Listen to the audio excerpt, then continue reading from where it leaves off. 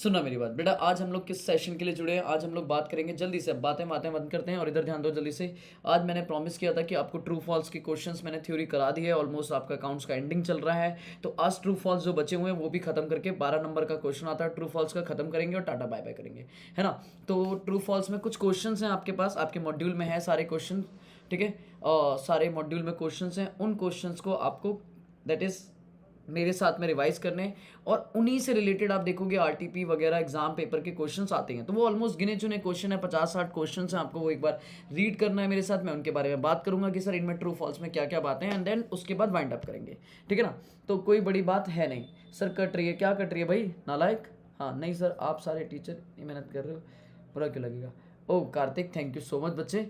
चलो अभी शुरू करते हैं जल्दी से, ठीक है, बिना देरी के। साथ में आप लोग बुक निकाल लिए? पहले बताओ हाँ या ना, जल्दी से बताओ। बुक निकाल लिए? बोलो भाई बोलो, मेरे लाल पीले हरे नीलों, जल्दी।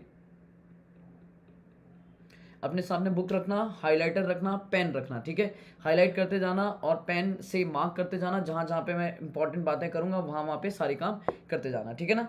चलो, और हाँ एक चीज़ और है, सिर्फ पढ़ना ही नहीं है, सिर्फ पढ़ना ही नहीं है, ये नहीं कि सिर्फ पढ़ रहे हैं रीड कर रहे हैं, साथ साथ मेरे साथ प्रैक्टिस भी करना है, ठीक है ना। तो पॉइंट इज मुझे रिप्लाई भी करना है। मैं यहाँ पे फ़ोन में आपका चैट खोल लिया मैंने और यहाँ से देखता रहूँगा, बाकी स्क्रीन पे तो मेरे सामने चीज़ चलनी है। Yes sir, yes sir, yes sir, ठीक है। मुझे 1 सेकंड का टाइम और दे दो, मैं 1 सेकंड के लिए अपने को हाइड कर रहा हूँ, 1 सेकंड के लिए हाइड कर रहा हूँ, ठीक है, ताकि मैंने अभी तक वीडियो के चक्कर में वो कनेक्ट वगैरह भी नहीं किया, पैड वगैरह कनेक्ट किया तो मैं अपना राइटिंग पैड वगैरह कनेक्ट कर लेता हूँ, फिर फटाक से करते हैं, ठीक है। तो मुझे 1 सेकंड का टाइम दो, मैं जस्ट अभी आया, ठीक है।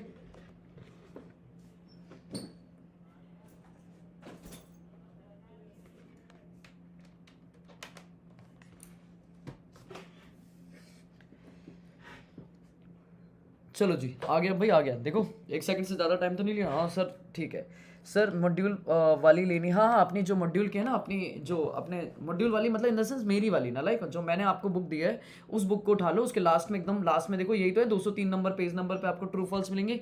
इन्हीं ट्रू फॉल्स को डिस्कशन करना है सर, यही ट्रू फॉल्स हैं, ठीक है। आप इन्हीं की प्रैक्टिस कर लो बेटा, 12 नंबर पक्के, 12 नंबर कहीं नहीं गए, क्लियर है। आप इन्हीं की ट्रू फॉल्स, और अगर एडिशनल होंगे तो मैं कराऊंगा, तो टेंशन नहीं लेना है, ठीक है। आओ जल्दी से शुरू करते हैं हम लोग आराम से। कुछ चीज़ें बिल्कुल नॉर्मल है, आप अपने साथ में पेन तो रख ही रहे हो, साथ में थोड़ा सा रिप्लाई भी फास्ट करना, ताकि मैं आपसे पूछूंगा किन चीज़ों के, ठीक है। तो पहले मैं क्वेश्चंस नॉर्मली रीड करने वाला हूँ, देन उनके बारे में बात करने वाले, धीरे धीरे एक एक पॉइंट उठाएंगे और आराम से रीड करते जाएंगे। आज कोई पढ़ाने का काम नहीं है, आज मेरा कोई पढ़ाने का काम नहीं है, जस्ट आपके साथ प्रैक्टिस करनी है। तो हम लोग ऐसे बात कर रहे हैं जैसे आपको भी पता है मुझे भी पता है, बस हम लोग बात करेंगे, मैं आपका क्वेश्चन करूंगा और आप यस और no that is true and false बताओगे, ठीक है ना। तो कोई दिक्कत नहीं। सबसे पहला क्वेश्चन यहीं से शुरू करेंगे सर, यहाँ से शुरू करेंगे, और आज की क्लास में हम लोग खत्म करेंगे अप्रॉक्स कितने हैं सर, कितने क्वेश्चन कराओगे? 56 क्वेश्चन के बाद मैं आपको टाटा बाय बाय कर दूंगा कि भैया चलो ठीक है। उसके बाद के एग्जाम के क्वेश्चंस मैंने डाले हुए हैं आरटीपी वगैरह, इन क्वेश्चंस में भी आप देखोगे कुछ अच्छे क्वेश्चंस अगर मुझे मिले तो मैं उनको कराऊंगा ट्राई, ठीक है सर। बिल्कुल सर, कोई दिक्कत वाली बात नहीं है। चलो शुरू करो मेरे साथ में, आओ जल्दी से फटाक से। और पहला क्वेश्चन रीड करो मेरे साथ में। कह रहा है एक्रुअल कॉन्सेप्ट इंप्लाइज करता है अकाउंटिंग ऑन कैश बेसिस। कैसी नालायक वाली बात कर रहा है बताओ। एक्रुअल कॉन्सेप्ट, भैया एक्रुअल कॉन्सेप्ट का मतलब ही है कि आपकी अकाउंटिंग होगी एक्रू बेसिस पे। याद है हमने कॉन्सेप्ट पढ़ा था, हमने कहा था सर एक्रुअल कॉन्सेप्ट कहता है कि ट्रांजेक्शन अगर मेरे करंट ईयर से रिलेट करती है तो करंट ईयर में रिकॉर्ड होगी, भले ही कैश आया है या नहीं आया है। तो एक्रुअल कॉन्सेप्ट कैश की बात नहीं कर रहा, वो तो एक्रू की बात करता है कि जो ट्रांजेक्शन इस ईयर में एक्रू हो गई है वो इस ईयर में रिकॉर्ड होगी, वरना नहीं होगी। तो यही बात लिखी है यहाँ पे फॉल्स, यही बात लिखी है फॉल्स, कि भैया आपकी जो एक्रुअल कॉन्सेप्ट है वो एक्रुअल बेसिस पे रिकॉर्ड करता है, वो कैश बेसिस पे रिकॉर्ड नहीं करता, ठीक है। यहां पे ना आपको बस मेरे साथ में रीड आउट करना है, आपको कोई आज अंडरस्टैंडिंग ऐसी क्रिएट नहीं करनी है कि बहुत कुछ मैं समझाने वाला हूं या मैं बहुत कुछ बताने वाला हूं। कोई पढ़ाने का ऑब्जेक्ट, मतलब पढ़ाने वाली बात नहीं है, सिर्फ हम लोग प्रैक्टिस कर रहे हैं, ठीक है। अच्छा आगे बताओ। कह रहा है सेल्स बुक में ट्रांजेक्शन रिकॉर्ड करते हैं कैश एंड क्रेडिट। कैसी कैसी नालायक वाली बात कर रहा है बताओ जल्दी से। सेल्स बुक का मतलब ही है सर क्रेडिट ट्रांजेक्शन रिकॉर्ड करना है सर। कैश, अब कैश ट्रांजेक्शन, अगर आपने कैश में सामान खरीदा है, कैश में परचेज किया है, कैश में सेल किया है, कैश में सेल रिटर्न है, ये सारी ट्रांजेक्शन जाएंगी कैश बुक में। भाई सब्सिडरी बुक में पहली बुक बनती है कैश बुक, कैश का लेना देना है, बैंक का लेना देना है तो कैश बुक में। तो भैया जो बची क्रेडिट ट्रांजेक्शन बनी, हम 2 कॉलम बनाते थे ना, हम कहते थे कैश कॉलम की ट्रांजेक्शन जितनी भी है वो कैश बुक में जाएंगी, जितनी क्रेडिट ट्रांजेक्शन बनी, क्रेडिट में खरीदना, क्रेडिट में बेचना, क्रेडिट में सेल रिटर्न परचेज, वो सब जाएंगी कहाँ पे? सेल्स बुक में। तो ये फॉल्स है ट्रांजेक्शन। सेल बुक में सिर्फ और सिर्फ कौन सी ट्रांजेक्शन रिकॉर्ड होती है? जो आपने क्रेडिट मिनट में करिए। बोलो हाँ या ना, बोलो बच्चों बोलो। सर बहुत कम क्वेश्चन नहीं है भैया। हाँ बेटा बिल्कुल कम है नालायक। ये होगा सचिन, पक्की बात है ना। बैंक रिकंसिलेशन स्टेटमेंट जल्दी, ठीक है, जहां पे पॉइंट फंसेंगे वहां फंसेंगे। और कसम खाओ मेरे साथ में, सर आंसर नहीं देखेंगे। सर क्या करें, हमारी ना आंखें क्वेश्चन पढ़ने से पहले आंसर पे जाती है। हाँ दिक्कत तो यही है हमारे साथ, हम क्वेश्चन बाद में पढ़ते हैं, पहले आंसर पढ़ते हैं, फिर उसका क्वेश्चन पढ़ते हैं। अच्छा क्वेश्चन ये पूछा था, नहीं मेरे सामने सिर्फ आपको क्वेश्चन रीड करना है और आंसर मैं बिल्कुल नहीं देख रहा, आप भी नहीं देखेंगे। क्वेश्चन पढ़ेंगे और अपने मन में आंसर सोचेंगे और फिर मेरी बात को सुनते हुए मैच करेंगे कि जो आप सोच रहे थे एग्जैक्टली मैं वही बोल रहा हूँ या वही आंसर है या नहीं है। क्लियर है, बस यही काम करना है। तो जल्दी बोलो। बैंक रिकंसिलेशन स्टेटमेंट बनाया जाता है to arrive a bank balance. बताओ कैसी नालायक वाली बात कर रहा है। क्या मैं बैंक रिकंसिलेशन स्टेटमेंट इसलिए बनाता हूं कि बैंक का बैलेंस निकाल सकूं? नहीं, उसके लिए तो कैश बुक बनाते हैं, उसके लिए तो पासबुक बनाएंगे कि भैया बैंक का बैलेंस एक्चुअली में पता चले कि बैंक के हिसाब से कितना है और हमारी कैश बुक के हिसाब से कितना है। बैंक रिकंसिलेशन बनाता हूं to reconcile the cash book and passbook balances, not to arrive bank balance. तो दिस इज फॉर ट्रांजेक्शन। आप बैंक बैलेंस बनाते हो रिकंसाइल करने के लिए और उनके डिफरेंसेस के कॉजेज निकालने के लिए। सर एक बात बताओ, हमें एक बात बताओ सर, हम जो क्वेश्चंस हम जैसे इनके ट्रू फॉल्स तो लिख देते हैं, ठीक है, बट हमें ना रीजन में दिक्कत होती है। हमें नहीं समझ आता कि हमारा रीजन जो हम लिख रहे हैं वो रीजन सही लिख रहे हैं या गलत लिख रहे हैं, या रीजन हमें कैसे लिखना है। एग्जैक्टली जो यहाँ पे बुक में लिखा हुआ है वही लाइन लिखनी है, या हम अपनी मर्जी से इधर उधर की थोड़ी बहुत बातें लिख दें तो कोई दिक्कत नहीं। मेरी बच्चे एडवाइस है, आपका ट्रू फॉल्स आएगा, आप 2 से 3 लाइन में रीजन निपटाओगे, मैक्स टू मैक्स 3 से 4 लाइन से ऊपर रीजन नहीं लिखोगे। उन 3 लाइन में या 2 लाइन में आप उसके पीछे का लॉजिक लिखने की कोशिश करोगे कि भैया ये जो लाइन लिखी है ये गलत आपको क्यों लग रही है या ये सही क्यों लग रही है। ऐसा नहीं है अगर आपने गलत लिखा, जैसे यहाँ लिखा है bank reconciliation statement is prepare to arrive at bank balance, तो मेरा बच्चा इतना होशियार है, वो क्या करेगा, वो कहेगा false, bank reconciliation statement is not prepare to arrive a bank balance. ये क्या बात हुई नालायक। बैंक बैलेंस उसने बोला, ये आपने लिखा फॉल्स इज नॉट प्रिपेयर्ड। बेटा ये कोई रीजन नहीं हुआ, आपने बोला भैया ये ऐसी चीज है, आपने कहा नहीं ऐसी नहीं होती। रीजन कहाँ है, क्यों नहीं होती? तो रीजन लिखने का मतलब है आपको क्वेश्चन नहीं छापना है। कई बच्चों को लगता है ट्रू फॉल्स लिखो और फिर क्वेश्चन छाप दो, नहीं सर, ट्रू फॉल्स लिख के उसके एक्स्ट्रा में आपको लिखना है कि आपने ऐसा क्यों जवाब दिया। क्लियर है, ट्रू है तो क्यों दिया, फॉल्स है तो क्यों। हाँ ट्रू में देखो 90% ट्रू क्वेश्चन में आप एक्जैक्टली वही लिख रहे होते हो जो आंसर बोल रहा हो, क्वेश्चन बोल रहा होता है, बट फॉल्स में आपको रीजन कॉजेस बताने पड़ते हैं कि जो आपकी ये लाइन है इसका रियल मीनिंग या इसका ट्रू वर्ड ये है। तो जहां पे आप फॉल्स की बात कर रहे हो ना, वहां पे आपको पता है ये लाइन गलत है क्योंकि सही लाइन यही है, तो जो क्योंकि सही लाइन है ना वही लिखनी है आपको, दैट्स इट। और इसमें आपको ये ध्यान नहीं देना है कि सर ये जो बैंक रिकंसिलेशन जो ये पॉइंट आपका आंसर यहाँ पे लिखा हुआ है आपको एग्जैक्टली सेम लिखना है, the answer is no. Law नहीं है ये अकाउंट्स है, आप अपनी वर्डिंग में लिख सकते हो और आपको नंबर फुल मिलेंगे, कोई टेंशन वाली बात नहीं है। आगे चलो आगे चलो, बात समझ आ रही है, बोलो हाँ या ना, जल्दी बोलो। तो ये पॉइंट क्लियर है, 3 से 4 वर्डिंग में 3 से 4 लाइन में आंसर निपटाएंगे। फॉल्स लिखा है तो एग्जैक्टली क्वेश्चन नहीं कॉपी मारेंगे, हम लिखेंगे कि भैया उसका रीजन फॉल्स क्यों है। क्लियर है, जल्दी बोलो यस और नो फटाक से। मैं अभी स्टार्टिंग की टाइम पे हूँ तो थोड़ा टाइम लगा रहा हूँ, फिर धीरे धीरे आराम से धीरे धीरे बातें करेंगे, कोई दिक्कत वाली बात नहीं है। जल्दी यस और नो, मैं कर रहा हूँ इंतज़ार। हाँ सर हम भी कर रहे हैं इंतज़ार, वेरी गुड। निखिल जल्दी जल्दी रिप्लाई करो थोड़ा फास्ट से। हाँ जी नेहा, चल क्योंकि मैं एक बार क्वेश्चन पढ़ना शुरू हो गया ना तो फिर तो भैया चलता रहेगा, फिर कोई दिक्कत वाली बात नहीं है, ठीक है चल सकते हैं। ओके, शिवम, धोनी, योगेश, चीनू, स्नेहा, आयुष, किरण, जिगर, दिवेश, क्रिएटर। चलो जी आगे बढ़ते हैं। कह रहा है फिनिश गुड्स आप नॉर्मली वैल्यूड करते हो एट कॉस्ट और market price whichever is नालायक, हायर नहीं लोअर, तो फॉल्स है। आप यहाँ पे लिखोगे finish good are manually normally valued at cost और market price whichever is lower, normal सी बात है, ठीक है। तो यहाँ कोई रीजन नहीं देना, यहाँ पे आपको अगर रीजन देना भी अगर आपका मन करा तो लिख दो as per the prudence concept, बात खत्म, ठीक है नॉर्मल।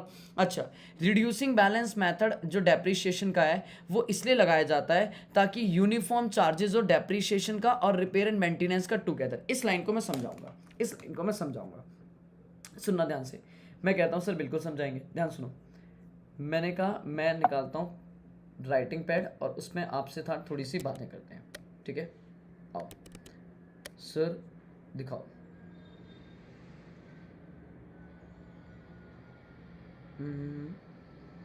हाँ जी, इधर देखो, होता है क्या है पता है, देखो होता क्या है, आप ना जब नई मशीन खरीदते हो, जब भी आप न्यू मशीन खरीदते हो ना, तो न्यू मशीन का जो रिपेयर एंड मेंटेनेंस का चार्ट होता है बच्चे, जो रिपेयर एंड मेंटेनेंस का चार्ट होता है ना, वो कुछ इस तरीके से होता है, ध्यान समझना। रिपेयर एंड मेंटेनेंस का जो चार्ज होता है वो कुछ इस तरीके से होता है कि जब स्टार्टिंग के कुछ साल होते हैं तो रिपेयर का खर्चा नॉर्मल होता है, फिर धीरे धीरे धीरे धीरे धीरे धीरे खर्च, सॉरी अरे क्या लिख रहा हूँ मैं सर, रिपेयर एंड मेंटेनेंस का खर्चा स्टार्टिंग में जब न्यू मशीन होती है तो जैसे जैसे टाइम बढ़ता है, मैंने कहा Y1 Y2 Y3 और Y4 ऐसे करके जब जब चलता है तो रिपेयर का खर्चा धीरे धीरे बढ़ता है, क्योंकि भैया जैसे जैसे मशीन पुरानी होती जाती है वो रिपेयर का खर्चा ज़्यादा मांगना शुरू करती है। और आप कहते हो भैया हमें क्या करना है, हमें एक यूनिफॉर्मिटी लानी है कि हर साल ना जो खर्चा जाए वो सेम जाए, हर साल जो खर्चा जाए वो सेम जाए। अब खर्चा किन चीज़ों का, दो चीज़ों का, कि जैसे जैसे एसेट यूज़ हो रही है और जैसे जैसे रिपेयर का खर्चा हो रहा है, वो दोनों ही खर्चे क्या होने चाहिए, यूनिफॉर्म होने चाहिए। यही एसएलएम और डब्ल्यूडीवी का मेथड का एक लॉजिक होता है कि जब आपकी मशीन पर रिपेयर का खर्चा यूनिफॉर्म हो रहा है, हर साल सेम होता है, आपको पता है भैया इसकी वैल्यू, ऐसा नहीं है कि मशीन चलती जाएगी तो ज़्यादा रिपेयर मांगेगी, नहीं, मेरी मशीन नॉर्मली हर साल मुझे मेंटेनेंस कराना है, एक लमसम अमाउंट जाना है, दैट्स इट, ठीक है। मेरी एसी है, हर साल मुझे एक एनुअल मेंटेनेंस कराना है, दैट्स इट, तो मैं लगा देता हूँ एसएलएम, क्योंकि वो हर साल सेम रहने वाली है तो डेप्रिसिएशन खर्चा भी सेम नॉर्मल आ जाएगा। लेकिन अगर रिपेयर का मेंटेनेंस का खर्चा बढ़ रहा है तो आप कहते हो सर डेप्रिसिएशन ऐसा लगाओ कि जिनमें स्टार्टिंग में ज़्यादा लगे, स्टार्टिंग में हायर डेप्रिसिएशन चार्ज हो और फिर धीरे धीरे धीरे धीरे डेप्रिसिएशन कम होना शुरू हो जाए, ताकि डेप्रिसिएशन कम हो और रिपेयर का खर्चा बराबर हो। तो इससे क्या होता है कि भैया पहले डेप्रिसिएशन ज़्यादा होता है, फिर डेप्रिसिएशन का खर्चा पहले ज़्यादा, फिर वो डेप्रिसिएशन का खर्चा हर साल क्या हो जाता है, कम हो जाता है, जिससे आपका खर्चा, रिपेयर का खर्चा और डेप्रिसिएशन खर्चा यूनिफॉर्म आता है। फॉर एग्जांपल मैंने कहा पहले साल रिपेयर का खर्चा आया 5,000, लेकिन डेप्रिसिएशन कितना आया 45,000, फिर अगले साल डेप्रिसिएशन आ गया 40,500, लेकिन रिपेयर का खर्चा हो गया 9,000 समथिंग, फिर अगले साल डेप्रिसिएशन हो गया 30,000 के आसपास, लेकिन रिपेयर का खर्चा हो चुका है 20,000 के आसपास। तो पॉइंट इज आपका अप्रॉक्सीमेटली खर्चा टोटल मिला के दोनों क्या आ रहा है, सेम आ रहा है। तो डब्ल्यूडीबी आप तभी लगाते हो जब रिपेयर का खर्चा धीरे धीरे बढ़ेगा, ताकि स्टार्टिंग में रिपेयर का खर्चा कम से कम होगा तब ज़्यादा डेप्रिसिएशन चार्ज करोगे, और फिर डेप्रिसिएशन खर्चा धीरे धीरे कम होगा तो आपका धीरे धीरे आपका रिपेयर का खर्चा बढ़ने लगे, ताकि यूनिफॉर्मिटी आ जाए। लेकिन अगर वहीं आप कह दो कि हमारा रिपेयर का खर्चा नॉर्मल होने वाला है, सेम होने वाला है, तो आप फिर लगाओगे एसएलएम। और ये बात समझ में नहीं आ रही है, तो ये जो लाइन इन्होंने लिखी है, ये जो लाइन है, ये लाइन बिल्कुल ठीक है बच्चे मेरे हिसाब से। सॉरी ये वाली लाइन जो है वो बिल्कुल ठीक है, आप इधर ध्यान से पढ़ो। तो आप लिखोगे true, in the earlier period जो यूजफुल लाइफ होती है फिक्स एसेट की, उनकी रिपेयर एंड मेंटेनेंस का खर्चा कम होता है क्योंकि एसेट नहीं होती है, लेकिन धीरे धीरे जैसे जैसे पीरियड बढ़ता है बिकम ओल्ड हो जाती है और रिपेयर एंड मेंटेनेंस का खर्चा इंक्रीज होने लगता है। तो डब्ल्यूडीबी क्या करता है, डेप्रिसिएशन स्टार्टिंग में हाई होता है और फिर कॉन्टिन्यूसली रिड्यूस होता है बाकी में। तो डिप्रिसिएशन और रिपेयर एंड मेंटेनेंस का एक साथ बिकम मोर और लॉस यूनिफॉर्मिटली आ जाता है, मतलब अप्रोक्सीमेटली सेम आ जाता है, ज़्यादा दिक्कत नहीं है। जल्दी बोलो। तो ये पॉइंट इंपॉर्टेंट भी है, ये पॉइंट इंपॉर्टेंट भी, एग्जाम का मेथड भी है कि चाहे डब्ल्यूडीवी लगाओ चाहे एसएलएम लगाओ, वो डेप्रिसिएशन के खर्चे और रिपेयर एंड मेंटेनेंस को यूनिफॉर्म करके देते हैं, कोई दिक्कत वाली बात नहीं है। उन दोनों के कॉम्बिनेशन को इस तरीके से बनाते हैं कि हर साल सेम रहे, ठीक है, नॉर्मल, पक्की बात है। चल सकते हैं आगे, जल्दी बोलो यस और नो। हाँ सर, कोई दिक्कत वाली बात नहीं है, ठीक है। कोई पॉइंट में दिक्कत हो मुझे लिख देना, क्योंकि आपकी चैट स्लो आ रही है और मैं आगे बढ़ रहा हूँ, ठीक है। तो आपकी चैट थोड़ी सी स्लो चल रही है मेरे साथ, तो पॉइंट इस कि अगर आपको किसी भी पॉइंट में लगे कि सर ये वाला पॉइंट रिपीट कर देना, मैं दोबारा से वापस आ जाऊँगा। अगला देखो, कह रहा आप डिस्काउंट देते हो रिटायरमेंट ऑफ बिल। बेटा रिटायरमेंट ऑफ बिल का मतलब है बिल की पेमेंट टाइम से पहले हो रही है, जिसे बोलते थे हम, याद है, retiring of bill under rebate. तो उस टाइम हम सामने वाले को रीबेट देते थे, डिस्काउंट दे देते। क्या जल्दी बताओ वो ड्रॉई के लिए फायदा है या नहीं है? भैया 10,000 का बिल था, वो कह रहा है कि मैं आपको 1 महीने पहले पेमेंट कर दूंगा। मैंने कहा जा 10% का डिस्काउंट, 1 महीने का डिस्काउंट दे दिया, तो उसके लिए वो 10,000 से ज्यादा पेमेंट करेगा या कम पेमेंट करेगा? कम पेमेंट करेगा, तो उसके लिए ये क्या है, गेन है, और मेरे लिए क्या है, नुकसान है। तो ड्रॉर के लिए एक्सपेंस है और ड्रॉई के लिए क्या है, गेन है। तो बिल्कुल ट्रू लाइन है, कोई दिक्कत वाली बात नहीं है।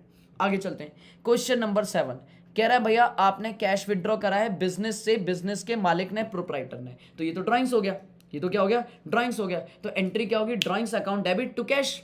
भैया drawings account debit to cash, और ड्राइंग्स भैया पीएनएल में नहीं जाएगा, वो पार्टनर की कैपिटल से मतलब पार्टनर बोले तो प्रोप्राइटर की कैपिटल से माइनस होगा, हाँ या ना। कह रहा भैया इसे पीएनएल में डाल देंगे, ऐसी की तैसी नालायक की, पीएनएल में नहीं डालेंगे, कहाँ डालेंगे, उसकी ड्राइंग में, दैट उसकी कैपिटल में से माइनस करेंगे। तो बिल्कुल गलत लाइन है भैया, उसकी कैपिटल जो होगी उसकी कैपिटल ड्राइंग मानी जाएगी, और ये बिजनेस का एक्सपेंस नहीं है, पीएनएल में नहीं जाएगा, जबकि कैपिटल में से माइनस होगा, हाँ या ना, बिल्कुल कोई दिक्कत वाली बात नहीं है सर। आज ही पढ़ाया, आज ही क्लास में पढ़ाया, अगर पार्टनर का रेशियो एग्रीमेंट नहीं है तो पीएसआर क्या होगा, इक्वल होगा। कैपिटल रेशियो थोड़ी ना होता है, नालायक वाली बात कर रहा है, हटाओ जल्दी से।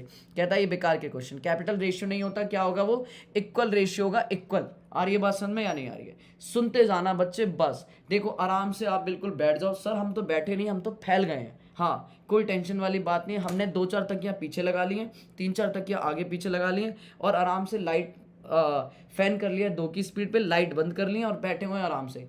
कब हम नींद में चले जाएंगे ऐसा लगेगा आप नींद में पढ़ा रहे हो, कोई दिक्कत वाली बात नहीं है। हाँ बिल्कुल सही बात है। थोड़ा सा सीधे बैठ जाओ नालायक हो, थोड़ा सीधे बैठ जाओ और मेरी बात ध्यान सुनते जाना, ठीक है। अपने जैसे जैसे जहाँ जहाँ मैं मार्क कर रहा हूँ वहीं वहीं मार्क करते जाना और पॉइंट समझते जाना। अगला कह रहा है रिसीप्ट एंड पेमेंट अकाउंट जो हाईलाइट करता है वो इनकम एंड एक्सपेंडिचर। कैसी कैसी नालायक वाली बात कर रहा है ये, तो मैं नाम भी पढ़ाऊँ तो भी तुम बता दोगे रिसीप्ट एंड पेमेंट। चिल्ला चिल्ला के मेरा गला फट गया। बताओ रिसीप्ट एंड पेमेंट में क्या बनाते हो, कैश बुक की समरी है, कैश का हिसाब किताब लगते हैं, कितना पैसा आया कितना पैसा गया। इनकम एंड एक्सपेंडिचर के लिए इनकम एंड एक्सपेंडिचर बनाते हो, तो फॉल्स है, बिल्कुल बिल्कुल फॉल है। कह रहा है डिबेंचर का इंटरेस्ट पेबल होता है after payment of preference dividend. बताओ हद हो गई है, ये भी कोई क्वेश्चन है? कह रहा है प्रेफरेंस को डिविडेंड देने के बाद डिबेंचर का पैसा देंगे। डिबेंचर वाले तुम्हें जान से मार देंगे।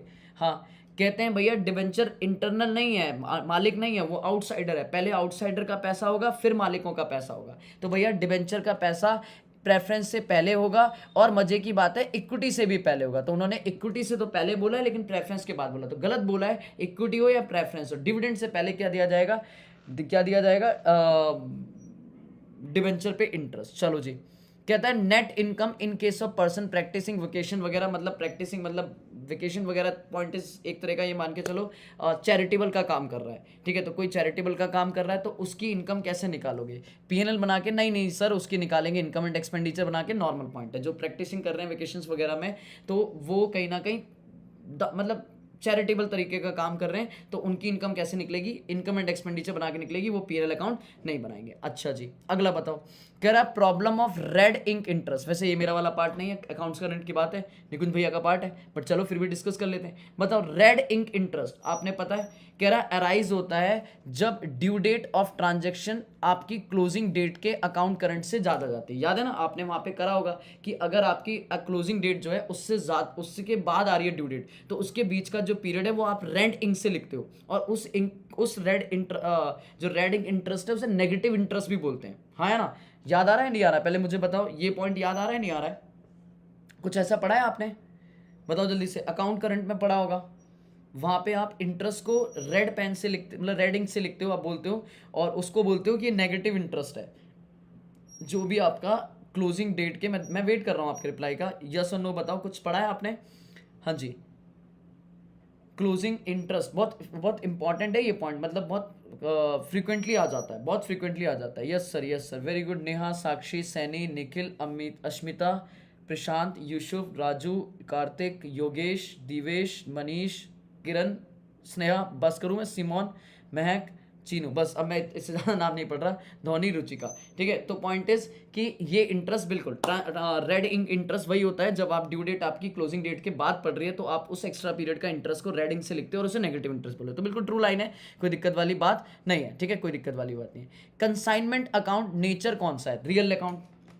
हाँ यहाँ पे इसका आंसर दिया हुआ है, काश आंसर ना दिया होता ना तो मैं आपसे ये मैं पूछता। कंसाइनमेंट अकाउंट, एक बात बताओ, याद है आपको, अगर आप कंसाइनमेंट अकाउंट बनाते थे तो आप कहते हो कि सर यहाँ से ध्यान से याद करना, आप कहते हो कंसाइनमेंट अकाउंट जो बनाते हैं, कंसाइनमेंट अकाउंट में इधर देखो जल्दी से, कंसाइनमेंट अकाउंट में आप जब बनाते हो तो इधर आपके इनकम एक्सपेंस भी आते हैं, क्लियर है, और आपके ओपनिंग क्लोजिंग बैलेंस भी आते हैं, टू बैलेंस बीडी भी आता है, एसेट्स लाइबिलिटी का, एसेट्स वगैरह का, एसेट्स का, और इधर क्लोजिंग भी आ जाता है, ठीक है। हाँ जी, तो ये बताओ ये कौन सा अकाउंट है? ये साक्षी कह रही है नॉमिनल अकाउंट है।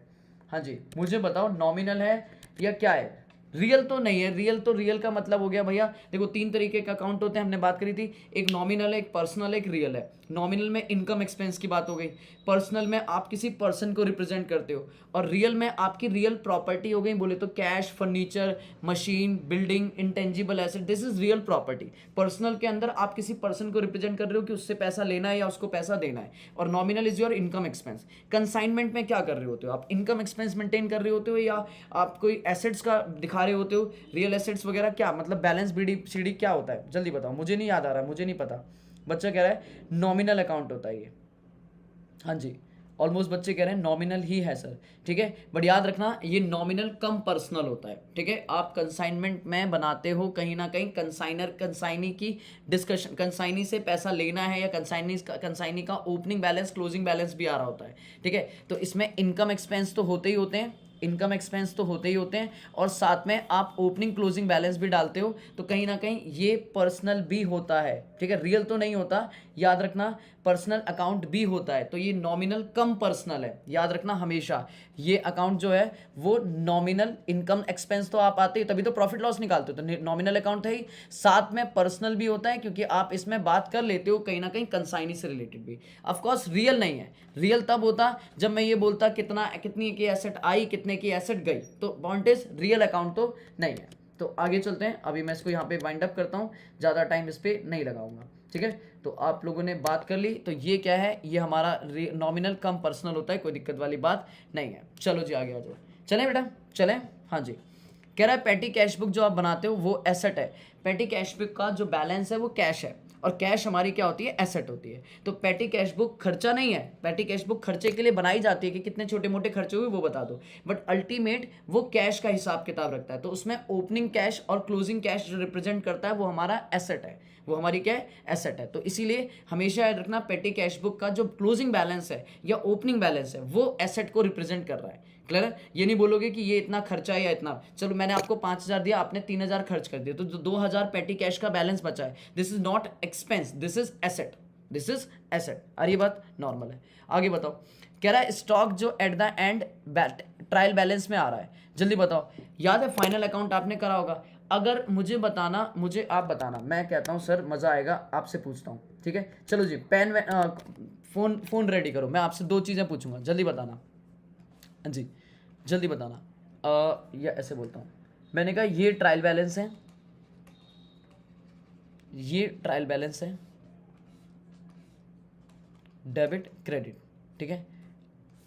इधर आ रहा है स्टॉक एज ऑन 1 अप्रैल 2022 50,000 का, और क्लोजिंग स्टॉक आ रहा है नीचे एज ऑन 31 मार्च 2023 का। बहुत आराम से बता दोगे आप 80,000। मुझे बता दो इस क्लोजिंग स्टॉक के कितने ट्रीटमेंट होने, एक होने या 2 ट्रीटमेंट होने, जल्दी फटाक से जल्दी बताओ स्पीड से, हाँ जी। इस क्लोजिंग स्टॉक के कितने ट्रीटमेंट करोगे, मेरे लाल, मेरे पीले, मेरे हरे, जल्दी बोलो, इसके नंबर ऑफ ट्रीटमेंट कितने होने वाले हैं, हाँ जी। मैं कर रहा हूँ आपका इंतज़ार, क्योंकि आपकी थोड़ी सी चैट डिले चल रही है, तो डिले में थोड़ा सा है। वेरी गुड किरण राजू, बहुत नॉर्मल सी बात पूछी है, सर कितने ट्रीटमेंट होने वाले हैं, ऑफ कोर्स सर कितने ट्रीटमेंट होने वाले हैं, 2 ट्रीटमेंट होने वाले हैं। आप बोलोगे भैया सीधी सी बात है, एक तो आपका ट्रेडिंग में जाएगा, ट्रेडिंग अकाउंट में जाएगा, और एक बैलेंस शीट की एसेट में जाएगा। Very very very good. और अगर मैं यहीं पे बात चेंज कर दूं, मैं कहूं कि भैया मेरे पास ट्रायल बैलेंस है, मेरे पास ट्रायल बैलेंस है, और उसके ट्रेडिंग में आ रहा है स्टॉक एज ऑन 31 मार्च 2032, तो आप क्या बोलोगे, आप बोलोगे ये जो 80,000 का क्लोजिंग स्टॉक है। सर भाई थोड़ा हार्ड क्वेश्चन पूछो भैया, हाँ यूशुफ, माना क्या करूं, मेरे सामने इतने इजी क्वेश्चन है। ऑफकोर्स स्टॉक एज ऑन 31 मार्च 2022 का अगर क्लोजिंग स्टॉक में दिया है, तो आप ऑफकोर्स बोलोगे, जल्दी बोलो, इसके 2 ट्रीटमेंट होंगे या 1 ट्रीटमेंट होगा, हाँ जी। ट्रेडिंग अकाउंट में अगर सिंपल बोलूँ तो ये बैलेंस शीट के अंदर दिया है क्लोजिंग स्टॉक, तो इसके 2 ट्रीटमेंट होने वाले हैं या 1 ट्रीटमेंट होने वाला है, वेरी वेरी गुड, जल्दी बताओ सर। एक ट्रीटमेंट होगा, क्या ट्रीटमेंट होने वाला है? एक। क्यों? क्योंकि बच्चे आप ये मानोगे कि सर इसका सिर्फ एक ट्रीटमेंट होगा, बैलेंस शीट में एसेट में जाएगा, इसका एक ट्रीटमेंट बैलेंस शीट के साथ एसेट में जाएगा और परचेज के साथ मानेंगे ये ऑलरेडी क्या हो चुका है, एडजस्ट हो चुका है, ऑलरेडी एडजस्टेड। तो उसके लिए मुझे इसमें स्टॉक का कोई ट्रीटमेंट करने की जरूरत नहीं है। ट्रेडिंग अकाउंट में स्टॉक का ट्रीटमेंट ना ही ओपनिंग का होगा ना ही क्लोजिंग का होगा। ट्रेडिंग में फाइनल अकाउंट में आपने अच्छे से ये बात करी है, ना ओपनिंग का होगा ना क्लोजिंग, क्योंकि परचेज एडजस्टमेंट का मतलब है ओपनिंग स्टॉक आपने इसमें ऐड कर दिया होगा परचेज में और क्लोजिंग स्टॉक माइनस कर दिया होगा। तो इसका मतलब ये सीधा ट्रेडिंग में जो एडजस्टेड परचेज आएगी, जो एडजस्टेड परचेज आएगी, ये सीधी कहाँ जाएगी, ट्रेडिंग के अकाउंट में जाएगी और आपको ट्रेडिंग की डेबिट साइड में जाएगी। आपको कोई ओपनिंग क्लोजिंग डालने की जरूरत नहीं है क्योंकि वो परचेज से एडजस्ट हो चुकी है। आ रही है बात समझ में या नहीं आ रही है? बिल्कुल सर, जल्दी बोलो यस और नो। आप यही तो काम करते थे फाइनल अकाउंट में, तो उसी से रिलेटेड उसने क्वेश्चन पूछ लिया। बताओ जल्दी से, क्या करूं मैं इन क्वेश्चंस का? बताओ क्या करूं मैं इन क्वेश्चन का? कह रहा है सर जो आपका ट्रायल बैलेंस में आ रहा है उसे सिर्फ बैलेंस शीट में डालेंगे। The answer is you, answer is true कि भैया सही बात है, कोई दिक्कत वाली बात नहीं। अगर ये ट्रायल बैलेंस के बाहर आ रहा होता तो दो ट्रीटमेंट होते। ठीक है, आगे चलते हैं सर। कह रहा है स्पोर्ट्स फंड अगर आप बना रहे हो तो खर्चा जो स्पोर्ट्स इवेंट का है वो चार्ज होगा स्पोर्ट्स फंड में। बिल्कुल भाई, स्पोर्ट्स फंड में फंड बेस अकाउंटिंग याद करो कि अगर फंड से रिलेटेड कोई भी आपने अमाउंट बना लिया तो उससे रिलेटेड सारे खर्चे सारे इनकम उसी फंड में प्लस माइनस होने वाले, कोई दिक्कत नहीं। अगला बोलो, सैलरी पेड इन एडवांस कोई एक्सपेंस नहीं है क्योंकि ये किसी एसेट को रिड्यूस नहीं करता और लाइबिलिटी को इंक्रीज नहीं करता। देखो सिंपल सी बात है, सैलरी अगर आपने एडवांस में पे कर रखी है, सैलरी आपने एडवांस में पे कर रखी है तो वो आपका खर्चा नहीं है, वो आपकी एसेट बनती है क्योंकि आपने एडवांस में कैश पे करके एसेट कर रखा है। लेकिन इनका जो रीज़न है ना, वो रीज़न थोड़ा देखने में गलत लगता है। क्यों रीज़न गलत लगता है? क्योंकि उन्होंने बोला कि ना ही वो इसने एसेट कम करी है ना ही उसने लाइबिलिटी कम करी है। दैट मीन्स, लेकिन ना आपको इसको इस तरीके से समझना है कि सैलरी पेड इन एडवांस इस साल से रिलेट नहीं करता, तो वो इस साल के फिगर्स को, इस साल के इनकम एक्सपेंस की या इस साल की बैलेंस शीट में जो एसेट लाइबिलिटी आ रही है उनको अफेक्ट नहीं कर रहा है, वो इससे अगले साल को करेगा। दैट मीन्स उसकी वजह से अगले साल मेरे को खर्चा होगा तो अगले साल मैं उसके रिसोर्सेज यूज करूंगा, तो ये मेरा एक्सपेंस नहीं है, ये मेरा एसेट है। इसका रीजन थोड़ा सा अलग है। आप रीजन देखोगे तो रीजन आपको बड़ा अजीब सा लगेगा कि सर एसेट तो रिड्यूस होती है, ऑफकोर्स कैश रिड्यूस होता है, लेकिन आप एक पॉइंट देखो कि कैश रिड्यूस होता है और उसकी जगह आप सैलरी वापस डाल देते हो। भाई देखो ना, आप क्या कहते हो, अगर आपको लगे फील तो आप इस बात को समझो कि जब भी आप बनाते हो तो आप बैलेंस शीट में इसका सिर्फ एक ट्रीटमेंट करते हो। क्या बैलेंस शीट में आप क्या करते हो? आप कहते हो कैश में सपोज 1 लाख है तो आप लोग बोलोगे 1 लाख में से 1 लाख में से माइनस कर देंगे प्रीपेड सैलरी। भाई सैलरी की एंट्री क्या होगी? Prepaid salary account debit to cash, prepaid salary account debit to cash account. तो इसका मतलब कहीं ना कहीं कह सकता हूँ प्रीपेड सैलरी के नाम से 10,000 से कैश कम हो गया तो कैश कितना हो गया? 90,000। और आपकी सैलरी आ गई प्रीपेड सैलरी एसेट में ही कितनी? 10,000। तो अल्टीमेट तो इस साल की ना कोई एसेट सेम की सेम रही ना, कितने की? 1 लाख की। ओवरऑल तो सेम ही रही ना, मतलब ओवरऑल इस साल की एसेट ना लायबिलिटी में कोई चेंज नहीं आया। तो रीजन ना आपको देख के ऐसा लगेगा कि नहीं सर कैश तो जा ही रहा है, बट भैया जितने का कैश जा रहा है उतने की एक एसेट आ जा रही है प्रीपेड सैलरी के नाम से, तो दैट मीन्स ट्रू, बिल्कुल ट्रू है। ये इस साल का खर्चा नहीं है, इसीलिए इस साल की फाइनेंशियल में कोई इसको अफेक्ट नहीं पड़ता, इसका फाइनेंशियल में कोई भी अफेक्ट नहीं आता है। ये बात क्लियर है या नहीं है? जल्दी बोलो। ठीक है, इसके लॉजिक में ना कई बार बच्चा मुझसे क्वेश्चन पूछ लेता है कि सर कैश माइनस हो रहा है तो एसेट तो जा रही है ना, बट एसेट जा रही है मेरे बच्चे, बट उसकी जगह एक नई एसेट आ भी तो जा रही है, तो अल्टीमेट ओवरऑल तो कोई फर्क नहीं पड़ रहा। क्लियर? ओवरऑल तो कोई फर्क नहीं पड़ रहा। हाँ सर बिल्कुल, कोई दिक्कत नहीं। अगला पढ़ो।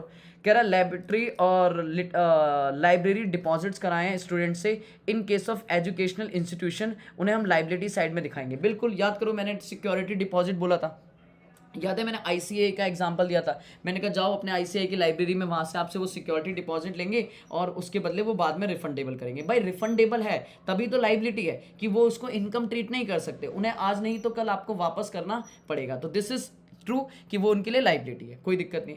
भैया रिजल्ट एंड पोजीशन जो आप फाइनल अकाउंट में दिखाते हो वो एग्जैक्ट नहीं है, ये लिमिटेशन है। आपकी अकाउंटिंग कभी भी एग्जैक्ट नहीं है क्योंकि it is depend on the estimate. याद है, इट टोटली डिपेंड। आप एस्टिमेट पे बात करते हैं, जजमेंट पे बात करते हैं, भाई कंटिंजेंट एसेट लाइक प्रोविजन में एस्टिमेट लगाते हो, तो बहुत सारी जगह पे आप एस्टिमेट वगैरह जजमेंट्स लगाते हो, जिसकी वजह से आपकी अकाउंटिंग एग्जैक्टली आप ये नहीं कह सकते जो है वही है, नहीं, इसमें थोड़ा बहुत माइनर ऊपर नीचे हो सकता है क्योंकि इसमें एस्टिमेट लगे। ठीक है, तो बिल्कुल ठीक है, कोई दिक्कत वाली बात नहीं है। आपके जो पोजीशन है, जो रिजल्ट्स आते हैं, जो फाइनेंशियल पोजीशन बनती है, अकाउंट्स जो ओवरऑल है वो एग्जैक्ट नहीं है, उसमें कहीं ना कहीं एस्टिमेट इन्वॉल्व है। अच्छा आगे देखो, कह रहा है रैशनल बिहाइंड, मतलब लॉजिक क्या है, रैशनल्स मतलब लॉजिक क्या है सस्पेंस अकाउंट खोलने का, ट्रायल बैलेंस को टैली करना। बच्चा तो यही कहता है, बच्चा कहता है ट्रायल बैलेंस टैली नहीं हो रहा, सस्पेंस डाल देंगे, but the logic is not that कि भैया आपको ट्रायल बैलेंस टैली करना है इसीलिए आप सस्पेंस अकाउंट बना रहे हो। कोई लॉजिक नहीं बनता ट्रायल बैलेंस में सस्पेंस डालने का। लॉजिक एक ही है कि भैया हमारे पास टाइम है नहीं और डिले हो रहा है, तो उस डिले को रोकने के लिए हम लोग क्या कर देते हैं कि अभी सस्पेंस अकाउंट बना लेते हैं, बाद में इसको ठीक कर देंगे। क्लियर है? तो सस्पेंस अकाउंट डालने का मतलब ये नहीं होता कि ट्रायल बैलेंस टैली हो गया बस टाटा बाय बाय आराम से चैन की नींद लेंगे, नहीं, सिर्फ डिले को रोकने के लिए अभी सस्पेंस अकाउंट डालते हैं, बाद में जाके देखेंगे क्या दिक्कत है। हाँ या ना? ठीक है, अगेन सेम क्वेश्चन रिपीट हो गया, रिड्यूसिंग बैलेंस वही फॉलो यूनिफॉर्म, बिल्कुल ट्रू है। आगे चलो, अकाउंटिंग व्यू होती है इंफॉर्मेशन सिस्टम, एक ऐसा आईएएस सिस्टम है ये जिसमें आप इनपुट डालते हो, उसे प्रोसेस करते हो एंड देन आउटपुट निकल जाती है। The answer is just step है अकाउंटिंग में, जर्नल एंट्री पुट करते हो, लेजर्स बनाते हो, ट्रायल बैलेंस बनाते हो, प्रॉफिट लॉस और बैलेंस शीट निकल के आ जाती है आपकी। तो आप जर्नल एंट्रीज को रिकॉर्ड करते हो, इनपुट डालते हो और अल्टीमेट उनकी वजह से क्या बन के आ जाते हैं, ledger, trial balance, balance sheet. भाई आप टैली सॉफ्टवेयर सुना है ना, टैली सॉफ्टवेयर में हम क्या करते हैं, हम एंट्री रिकॉर्ड करते हैं, हम जर्नल एंट्री मारते हैं, घट घट घट घट घट तुरंत अपने आप बैलेंस शीट बन गई। तो भाई वो इन्फॉर्मेशन सिस्टम ही है कि आपने सिर्फ जर्नल एंट्री रिकॉर्ड करी, सीधी उससे बैलेंस शीट और पीएनएल बन जाएगा, बात खत्म। क्लियर है? तो अकाउंटिंग एक अपना इन्फॉर्मेशन सिस्टम है जहां से इधर से इन्फॉर्मेशन डालो और उधर से आपको रिजल्ट्स मिल जाएंगे। क्लियर है? नॉर्मल। कह रहा ह्यूमन रिसोर्सेज, भाई जो हमारे इंप्लॉइज हैं, लिख लो ह्यूमन रिसोर्सेज के ऊपर लिख लो इंप्लॉइज, उन्हें जनरली बेटा उन्हें जनरली आप एसेट शो करते हो। The answer is no. मैंने याद है बताया था क्लास में, मैंने कहा था इस पर फाइनल में, ठीक है, वहां पे हम कहते हैं कि भैया ह्यूमन रिसोर्सेज को भी एसेट ट्रीट कर सकते हैं, बट अभी के लिए आप मान के चलोगे कि एसेट ट्रीट तो कर सकते हैं, बट इंडियन अकाउंटिंग के हिसाब से उसे एसेट नहीं मानते हैं क्योंकि वो लोग हमारे कंट्रोल में नहीं है। क्लियर है? वो वैल्यूड जरूर होती है, उनकी वैल्यूशन जरूर होती है, बट ओनली वैल्यूशन होता है, उसे अकाउंटिंग में जगह नहीं मिलती क्योंकि वो हमारे कंट्रोल में नहीं है। तो these are not our asset, सीधी सी बात है। ह्यूमन रिसोर्स एम्प्लॉय हमारी कंपनी के हमारी एसेट नहीं है अकाउंटिंग पर्पस के लिए, और इसीलिए आप उसे बैलेंस शीट में शो नहीं करते हो। ठीक है, बिल्कुल।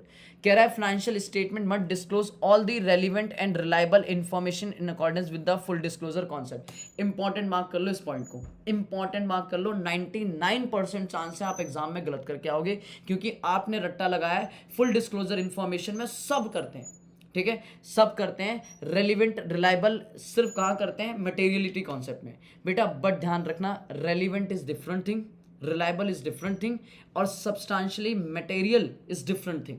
ठीक है, डिस्क्लोज ऑफकोर्स रिलायबल और रेलिवेंट, जो आपके लिए इंफॉर्मेशन रेलिवेंट है आप करते हो, ये फुल डिस्क्लोजर बोलता है, लेकिन मटेरियलिटी कॉन्सेप्ट कहता है कि उनमें से भी वो इंफॉर्मेशन जो मेरे डिसीजंस को इम्पेक्ट कर सकती हैं वो मेरे लिए क्या है, रेलिवेंट, वो मेरे लिए क्या है, मटेरियल है, और मैं उनको रिकॉर्ड करूंगा। तो फुल डिस्क्लोजर बिल्कुल ठीक है, वो सारी रेलिवेंट इंफॉर्मेशन को रिकॉर्ड कराता है, बट मटेरियलिटी कहती है उन रेलिवेंट इंफॉर्मेशन में से मटेरियल इंफॉर्मेशन हम रिकॉर्ड करेंगे। आप एग्जाम में फ्लो में कहोगे रेलिवेंट मतलब मटेरियल, और मटेरियल डिस्क्लोज कराता है कौन, फुल डिस्क्लोजर नहीं, मटेरियलिटी कॉन्सेप्ट। तो ये गलत कह रहा है, नहीं सर ये बिल्कुल सही कह रहा है, ये बिल्कुल सही कह रहा है। मटेरियलिटी इसमें से रेलिवेंट में से मटेरियल ढूंढ के वो मार्क कराता है। तो मटेरियल इज डिफरेंट थिंग और रेलिवेंट इज डिफरेंट थिंग। हाँ या ना? ठीक है सर। डेबिट नोट इशू होता है सेल रिटर्न बुक पे, मैंने आपको ये बात क्लास में ही बताई है, एक बार दोबारा बता देता हूँ सर, ध्यान से देखना।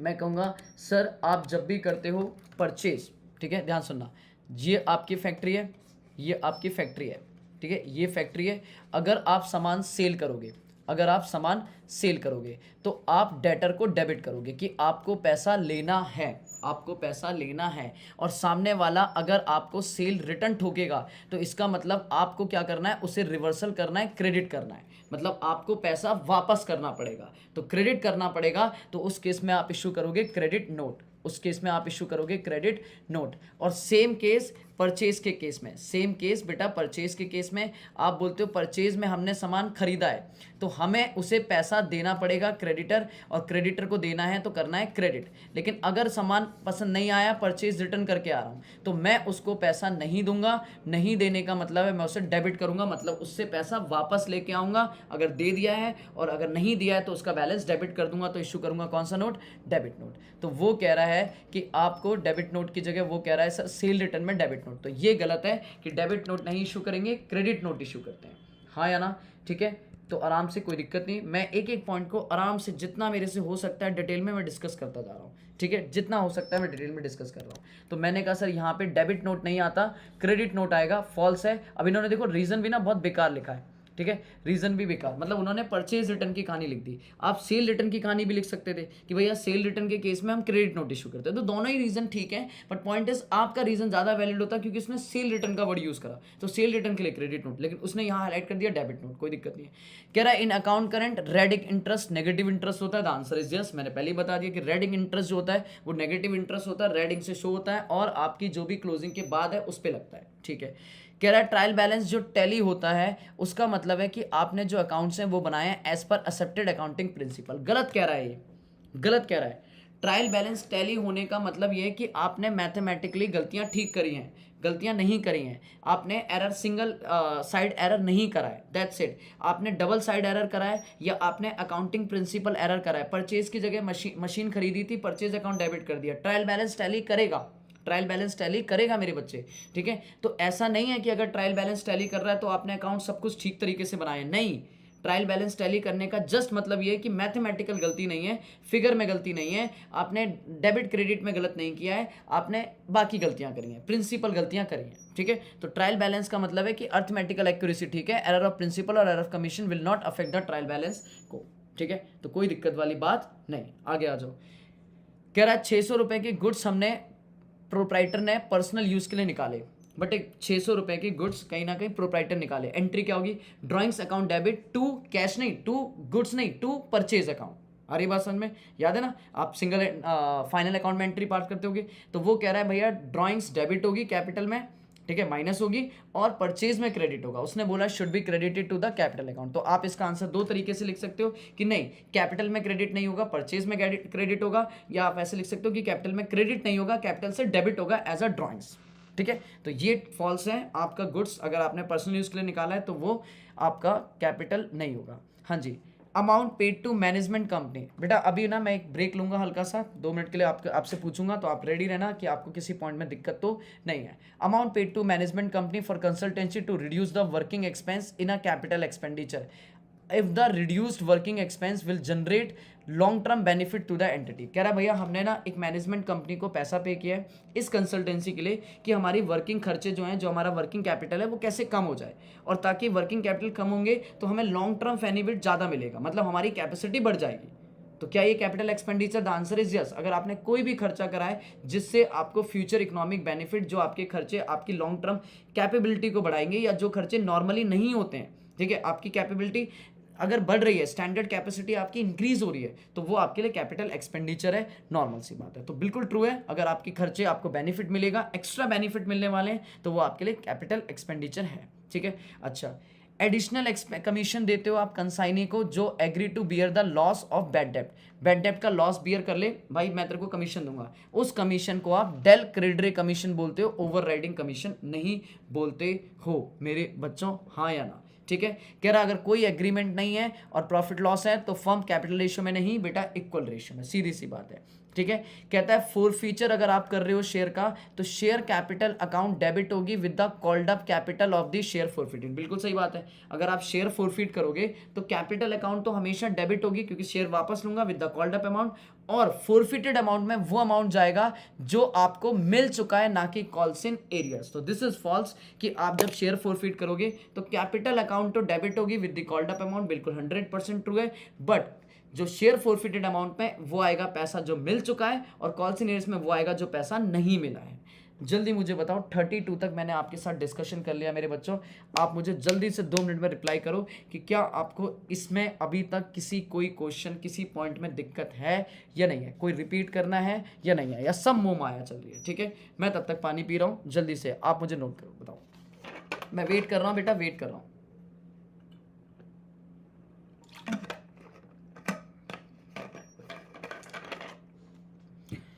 बताओ भाई बताओ जल्दी। सूरज कह रहा है नहीं सर, बढ़िया सर बढ़िया, ठीक है, जल्दी से बताते जाओ। 32 क्वेश्चन निपटा दिए बच्चे, बस गिने चुने 20-25 क्वेश्चन बचे हैं, उसके बाद देख लेंगे आरटीपी में कुछ नए हुए तो करेंगे, वरना खत्म मेरे बच्चों, खत्म। ठीक है। मेरे को जहाँ पे लगता है मैं इस पॉइंट पे डिटेल में डिस्कशन कर सकता हूँ मैं कर रहा हूँ, जहाँ पे मुझे लगता है नॉर्मल पॉइंट है मैं स्पीड से आगे बढ़ जाता हूँ, कोई दिक्कत वाली बात नहीं है। ठीक है, अगर कोई पॉइंट रिपीट करना है तो बता देना, कोई टेंशन वाली बात नहीं है। ठीक है, चलो सर आगे चलते हैं, अगला आ जाओ। क्वेश्चन नंबर 33 कह रहा है capital plus long term liability. Accounting question की बात बनाएगा, दिमाग में बैलेंस शीट बनाओ, दिमाग में बैलेंस शीट बनाओ। कैपिटल भैया देखो बैलेंस शीट में देखो आप कैसे करोगे, एसेट साइड में दो तरीके की एसेट होती है। ठीक है, अगर मैं आपको ऐसे दिखाऊं या मेरे साथ चलो दिखा देता हूँ मैं। हाँ सर दिखाओ दिखाओ दिखाओ सर। देखो आपने कहा बैलेंस शीट ये रही, ठीक है, बैलेंस शीट ये रही। आपने एसेट साइड में दो एसेट, नॉन करंट एसेट और करंट एसेट। लाइबिलिटी साइड में share capital, non current liability और करंट लाइबिलिटी, ये है। अब इसका कोई भी कॉम्बिनेशन बनाए, इसका कोई भी कॉम्बिनेशन बनाए, कर डालेंगे आराम से। ठीक है, यूसुफ कह रहा है 24। अच्छा यूसुफ अभी देखता हूँ, ठीक है यूसुफ अभी देखता हूँ। डेप्रीशिएशन वाला राजू, डेप्रीशिएशन वाला तो मैंने स्टार्टिंग में डिस्कशन किया था, वो रिपीट था राजू। डेप्रीशिएशन वाला यही तो था, ये देख मैंने ये समझाया था ना, ये वाला पॉइंट, ये वाला ये रिपीट था कि बच्चे हम ना डेप्रीशिएशन में क्या करते हैं। सिंपल सी, मैं भी आता हूँ उस पॉइंट पे दोबारा। सिंपल राजू इतनी सी बात है कि डेप्रीशिएशन का खर्चा और रिपेयर का खर्चा ना हम हमेशा कंसोलिडेट देखते हैं कि भैया इन खर्चों का ना अप्रॉक्सीमेटली सेम आना चाहिए। तो सेम आने के लिए हम क्या करते हैं, हम सबसे पहले देखते हैं कि हमारा रिपेयर का खर्चा कैसा होने वाला है। अगर हमारे रिपेयर का खर्चा धीरे धीरे बढ़ेगा, ठीक है धीरे धीरे बढ़ेगा, तो हम लगाते हैं WDV, क्योंकि हमारा डेप्रिसिएशन खर्चा धीरे धीरे कम होता जाएगा। और अगर मेरा रिपेयर का खर्चा बराबर आने वाला है, मेरा अगर रिपेयर का खर्चा बराबर आने वाला है तो मैं लगाता हूँ SLM। पर कभी ऐसा नहीं हो सकता कि स्टार्टिंग में रिपेयर का खर्चा, भाई नई मशीन पे रिपेयर का खर्चा कभी ज़्यादा नहीं आएगा, या तो कांस्टेंट चलेगा या धीरे धीरे बढ़ना शुरू हो जाएगा। तो अगर कांस्टेंट चल रहा है तो SLM लगा देते हैं, और अगर खर्चा धीरे धीरे कम होता है, धीरे धीरे मतलब बढ़ रहा होता है, तो डेप्रिसिएशन वाला दैट इज WDV लगा देते हैं। बट चाहे SLM हो या WDV, दोनों में कॉम्बिनेशन इन्हीं दो चीज़ों का देखा जाता है, रिपेयर और डेप्रिसिएशन, ये दोनों का यूनिफॉर्म होना चाहिए कि हर साल अप्रॉक्सीमेटली सेम आना चाहिए। बात समझ आ रही है? अब इधर आ जाओ, ठीक है 24वां मैं देखता हूँ। पहले ये बताओ, ये रही बैलेंस शीट, देख लो, घूर लो, दिमाग में रख लो। अब आ जाओ क्वेश्चन पढ़ते हैं। अब क्वेश्चन पढ़ते हैं, क्या कह रहा है? कह रहा है सर आपकी capital plus long term liability equal होंगी fix asset plus current asset plus cash minus current liability. ये कैश कहाँ से आ गया भाई बीच में? करंट एसेट में से माइनस करंट लाइबिलिटी कर देता, बात समझ आ रही थी, लेकिन ये बीच में कैश कहाँ से आ गया? कैश तो करंट एसेट में इंक्लूड हो गया ना, तो this is false.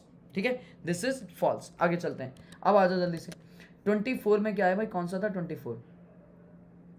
Financial statement disclose all the relevant and reliable information in accordance with the full disclosure. हाँ बच्चे वही तो कह रहा हूँ कि वो ऑल रेलिवेंट इन्फॉर्मेशन डिस्क्लोज करता है, और मटेरियलिटी कॉन्सेप्ट उस रेलिवेंट इन्फॉर्मेशन में से ऑल वर्ड पे फोकस करो ना, कि जितनी भी इंपॉर्टेंट इन्फॉर्मेशन है सारी डिस्क्लोज करेंगे हम। ठीक है, लेकिन मटेरियलिटी कहता है कि भैया इसमें से भी जो हमारे डिसीजन को इम्पैक्ट कर सकती हैं वो डिस्क्लोज करेंगे। ठीक है, हाँ या ना? चलो आगे। अगला वही कंसाइनमेंट अकाउंट रियल अकाउंट है, the answer is no, nominal है कम पर्सनल है। सेल्स बुक वही कैश एंड क्रेडिट रिपीट हो गया। एवरेज ड्यू डेट में only due date of first transaction must be taken as base. ठीक है, तो ये तो आपने ऑप्लोस एवरेज ड्यू डेट में पढ़ा है कि ऐसा कुछ भी नहीं है। आप कहीं ना कहीं जब एवरेज ड्यू डेट लगाते हो तो आप किसी भी ट्रांजेक्शन को बेस ले लो, आंसर सेम आने वाला है। ठीक है, तो ऐसा जरूरी नहीं है कि फर्स्ट ट्रांजेक्शन को लेंगे तो भैया। ठीक है, बेस्ट एसेट नहीं, नालायक एसेट नहीं, करंट कैश नहीं आएगा। ठीक है, कह रहा है एसेट नहीं आएगा, कैश नहीं आएगा। इसमें जो ये कैश लिखा है ना, ये कैश ऐड करा इन्होंने अलग से करंट एसेट में, वो दिक्कत है। करंट एसेट में ही ऐड करा होगा कैश, तो कैश को अलग से ऐड करने की जरूरत नहीं थी। ठीक है, कह रहा है एक पार्टनर अगर रिटायर होता है तो other partner have a gain in their PSR। ठीक है, वो PSR में उनको फायदा होता है। ऑफकोर्स पार्टनर रिटायर होगा तो उसका शेयर बाकी पार्टनर को मिल जाएगा उनके PSR में, कोई दिक्कत वाली बात नहीं है। ये क्वेश्चन फिर से रिपीट हो गया, प्रैक्टिसिंग वेकेशन वगैरह रिपीट हो गया। आगे बढ़ो, कह रहा है expense in connection with the obtaining a licence from running cinema hall. ठीक है, आपको सिनेमा हॉल चलाने के लिए लाइसेंस लेना है, और लाइसेंस लेने के लिए आपको खर्चा करना पड़ेगा। तो क्या ये रेवेन्यू? अरे भाई कैसी कैसी बात कर रहे हो, रोज लूंगा क्या सिनेमा हॉल का लाइसेंस? 10 साल 15 साल 20 साल में एक बार लाइसेंस लेना पड़ेगा, तो ये क्या है? ये तो कैपिटल एक्सपेंडिचर है, सीधी सी बात है। Reissue of forfeited share is allotment of share but not a sale. ये भैया इंपॉर्टेंट है, ये बहुत इंपॉर्टेंट है भाई। जब आप नया शेयर देते हो तो उन शेयर को अलॉटमेंट करते हो, तभी तो आता है मिनिमम सब्सक्रिप्शन, तभी तो आता है मिनिमम सब्सक्रिप्शन का पंगा। लेकिन एक बार शेयर इश्यू हो गए उसके बाद उनको दोबारा से रीइश्यू करना इज जस्ट अ सेल, कि कुछ नहीं है भैया, दोबारा से एक बार में पैसा आएगा और लो जी शेयर ले जाओ, बात खत्म। ठीक है, तो अलॉटमेंट कब होती है? अलॉटमेंट जब होती है जब आप प्रॉपर नया शेयर इशू करते हो, और सेल कब होती है? जब उसी शेयर को री इशू करते हो। तो गलत कह रहा है ये, री इशू सेल होती है और फ्रेश इशू जब होता है वो अलॉटमेंट होती है। हाँ या ना, याद रखना, लिख लेना, नोट कर लो इंपॉर्टेंट कि री इशू सेल मानी जाती है क्योंकि वो अलॉट हो चुके हैं, तो वो आज नहीं तो कल किसी को तो मिल ही के थे, अब दोबारा दिए जा रहे हैं, बात खत्म। ठीक है, हाँ जी। मुझे 1 मिनट दो, मैं 1 मिनट में ना चार्जिंग लगाऊं, लैपटॉप की चार्जिंग डाउन हो रही है, मुझे 1 मिनट दो जल्दी से, तब तक आप क्वेश्चन 41 रीड करो।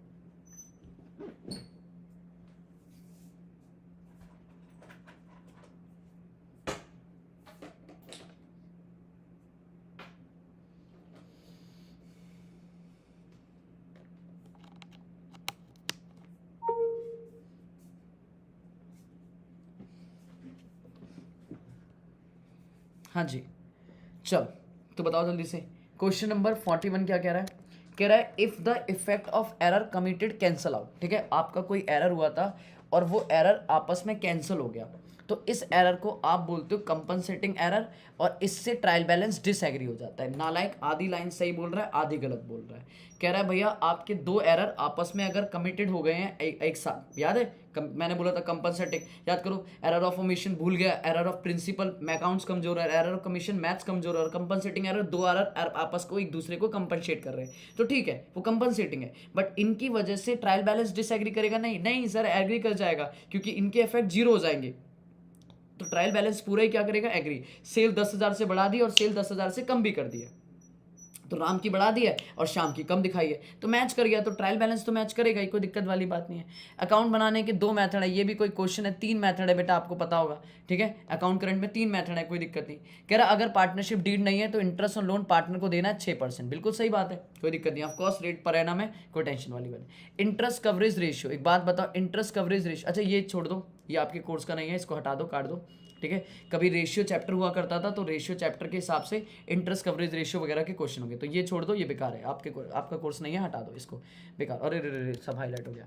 ठीक है, कह रहा ओवरहॉलिंग एक्सपेंसेस, मरम्मत, आप मशीन की मरम्मत करा रहे हो for the engine of motor car to get better fuel efficiency, तो भैया सीधी सी बात है, आपकी कार की एफिशिएंसी बढ़ने वाली है, मतलब जहाँ पे आपकी कार जो पेट्रोल है वो 20 किलोमीटर में 1 लीटर पी जाती थी, अब 25 में पिएगी, तो आपकी कॉस्ट सेव हो गया ना, आपको फ्यूचर में फायदा होने वाला है, आपकी कैपेसिटी बढ़ रही है, तो उससे आपका बेनिफिट जो होगा ये रेवेन्यू एक्सपेंस नहीं है, this is treated as capital expenditure. 2 तरीके होते हैं कैपिटल एक्सपेंडिचर के, एक तो तरीका ये है कि सर आप ध्यान से रखो कि उसका बेनिफिट आपको मतलब रेगुलर है या नॉन रेगुलर, और दूसरा आप कैपिटल एक्सपेंडिचर में अकाउंट्स में बात करते हो कि कैपिटल एक्सपेंडिचर जनरली आप उसे कह देते हो कि जिससे आपकी स्टैंडर्ड कैपेसिटी बढ़ रही है, जो नॉर्मल है उससे कुछ अच्छा हो सकता है, आपको फ्यूचर में कुछ ज़्यादा बेनिफिट मिल सकते हैं, तो वो आपकी कैपिटल एक्सपेंडिचर है, तो कोई दिक्कत नहीं है, इससे आपकी रनिंग कॉस्ट बढ़ जाएगी, कम हो जाएगी, और आपको इससे लॉन्ग टर्म एडवांटेज मिलने वाला है, तो ये कैपिटलाइज होगा, कोई दिक्कत नहीं। डेप्रिसिएशन नॉन कैश है बिल्कुल, बट इससे रिजल्ट नहीं आता कैश आउटफ्लो, बिल्कुल सही बात है, डेप्रिसिएशन वाला नॉन कैश खर्चा और इससे कोई कैश आउटफ्लो वगैरह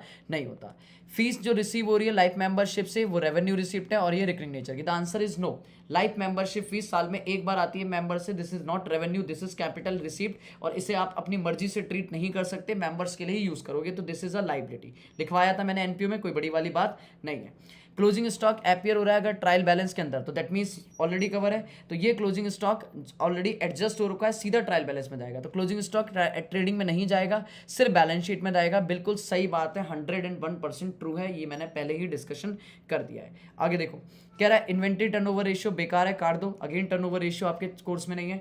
डेल क्रेडिटर कमीशन तब देते हो आप कंसाइनी को जब उसका बैड डेट वो बॉन्ड करने के लिए तैयार हो जाता है, द आंसर इज ट्रू, ये तो ट्रू होना चाहिए, ये फॉल्स क्यों है? कह रहा है increase sale and increase the commission to credit sale, consignable additional commission generally known as del credit, in case of del credit the bad debt is no more loss of consignment one by consignee. ठीक है, इस paid to consignee इन्होंने गलत लिखा हुआ है बच्चे, ये ट्रू है। ठीक है, सेल्स को इंक्रीज करने की क्रेडिट कंसाइनी एडिशनल के जनरली, ठीक है, तो सही तो है, बैड डेप्ट इन बॉन्ड बाय द, अच्छा सॉरी, बैड डेप्ट in bond by the consignor word लिखा हुआ है इसने। ठीक है, यहाँ पे कंसाइनर है, इसे हाईलाइट करो, ये कंसाइनी होना चाहिए। ठीक है, हम डेल क्रेडिटर कमीशन कंसाइनी को इसीलिए देते हैं कि भैया जो बैड डेप्ट का नुकसान है वो हम नहीं बियर करेंगे, वो आप बियर करोगे, बोले तो कंसाइनी बियर करेगा, तो बिल्कुल ट्रू है। ठीक है, अगर यहाँ पे कंसाइनी होता तो ट्रू होता, लेकिन यहाँ पे वर्ड क्या है, कंसाइनर है, तो कंसाइनर है तो भैया गड़बड़ है, फिर फॉल्स है, क्योंकि फॉल्स कंसाइनर नहीं बियर करेगा, अगर डेल क्रेडिटर कमीशन दे रहे हैं तो बैड डेप्ट सामने वाला कंसाइनर बियर करेगा। ठीक है बच्चे, ठीक है।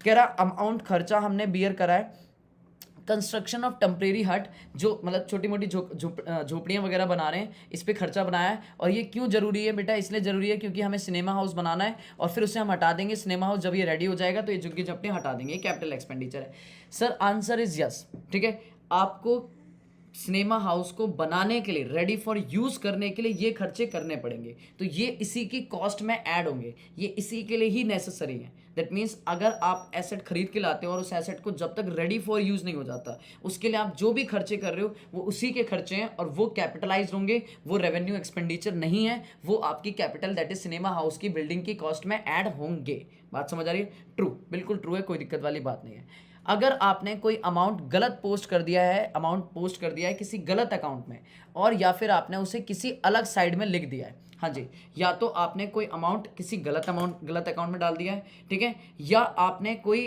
अमाउंट कोई गलत साइड में लिख दिया है अमाउंट को, ठीक है, तो कह रहा है ये एरर ऑफ प्रिंसिपल है। सर अगर अमाउंट में गलती हुई है, ठीक है, अगर आपने अमाउंट किसी और अकाउंट में पोस्ट करा है, ठीक है, तो ये आपका मैथ्स कमजोर है, दैट मीन्स आपकी अमाउंट में गलती है। This is not error of principle, this is error of commission, this is error of commission. Sir but हमने कहीं डेबिट की जगह क्रेडिट कर दिया, भाई वो नहीं कह रहा है वो ये प्रिंसिपल का मतलब ये नहीं होता कि सर आपने डेबिट का मतलब पॉइंट इज कि अमाउंट किसी अकाउंट का दूसरे अकाउंट में डाल दिया या फिर किसी और साइड में डाल दिया, नहीं सर, दैट मीन्स कि डेबिट क्रेडिट मतलब उसमें गलती होती है कि आपने एसेट खरीदी थी, आपने परचेज रिकॉर्ड कर दिया, आपने खरीदा था तो डेबिट करना था, एसेट अकाउंट डेबिट, लेकिन एसेट अकाउंट को क्रेडिट कर दिया।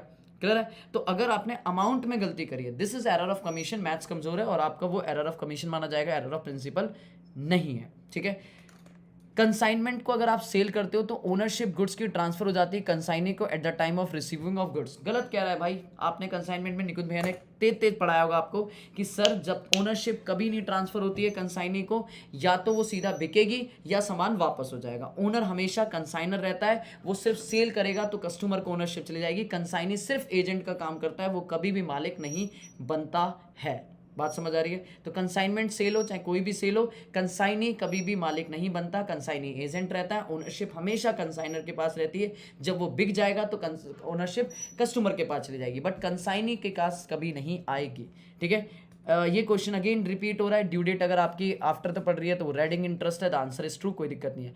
एलएलपी गवर्न करता है इंडियन पार्टनरशिप एक्ट। गलत कह रहा है भाई, आप तो एलएलपी एक्ट पढ़ के आए हो। एलएलपी के लिए आपका अपना एलएलपी एक्ट है 2008 का, वो इंडियन पार्टनरशिप एक्ट गवर्न नहीं करता है। एलएलपी का अपना इंडिविजुअल एक्ट है, बिल्कुल ट्रू है। Relationship between sale and fix asset, sale और फिक्स एसेट की एक्सप्रेस होती है वर्किंग कैपिटल। ये भी अगेन आपके कोर्स का पार्ट नहीं है, वैसे सेल और फिक्स एसेट का वर्किंग कैपिटल नहीं होता, बट ये आपके कोर्स का पार्ट नहीं है। मुझे जल्दी बताओ, मैंने आपके साथ ऑलरेडी जो मेन अलग से मैंने क्वेश्चंस निकाल सकते थे वो आपके साथ डिस्कस कर दिए। जल्दी बोलो, यहाँ तक क्लियर है या नहीं क्लियर है? हाँ जी जल्दी। खत्म बच्चों खत्म, बताओ क्वेश्चन डिस्कस करें। आपको लगा इनमें कुछ डिस्कशन करने वाला बात था है? मैं तो सेल्फ दे देता कि बेटा खुद पढ़ो। हाँ जी जल्दी बोलो, बट चलो लगा कि चलो कोई नहीं, तुम्हारा टाइम बर्बाद कर दिया जाए थोड़ा। जल्दी बोलो, डन है या नहीं डन है? अब इन क्वेश्चन को आप आगे देखोगे तो आपको वही क्वेश्चन बार बार रिपीट मिलेंगे, वही रनिंग सिनेमा के लिए रीइश्यू ऑफ फोरफिटेड जो हम ऑलरेडी कर चुके हैं। ट्रायल बैलेंस कैंसल आउट हो गया तो वो कंपनसेटिंग एरर है, ट्रायल बैलेंस नहीं।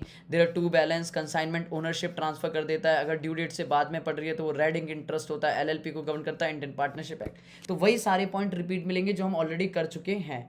क्लियर है? तो अब इन क्वेश्चंस को आप आगे करेंगे खुद से, ये जितने क्वेश्चंस हैं आप इन्हें करेंगे।